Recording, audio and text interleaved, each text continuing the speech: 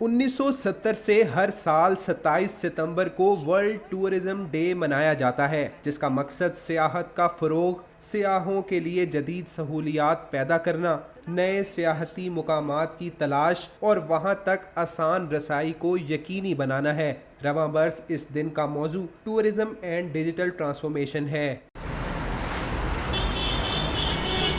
ثقافت اور قدیم تہذیب کے مسکن شہر لاہور کے تاریخی مقامات، شاہی قلعہ، بادشاہی مسجد اور شالیمار باغ کا وسیع و عریض سبزہ زار دیکھنے والوں کی آنکھوں کو خیرہ کر دیتا ہے۔ لاہور فورٹ، واہ واہ واہ، بادشاہی ماسک، واہ واہ واہ۔ ٹورزم ڈیولپمنٹ کارپوریشن کے اعداد و شمار بتاتے ہیں کہ شمالی علاقہ جات کے بعد غیر ملکی سیاحوں کی سب سے زیادہ تعداد پنجاب کے صوبائی دارالحکومت میں آتی ہے۔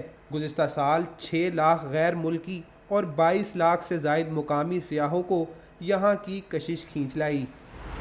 World travel and tourism council کی رپورٹ کے مطابق سیاحت میں پاکستان کا 185 ممالک میں 47واں نمبر ہے۔ 2017 کے دوران لاہور آنے والے سیاحوں کی بڑی تعداد کا تعلق برطانیہ، امریکہ اور چین سے تھا۔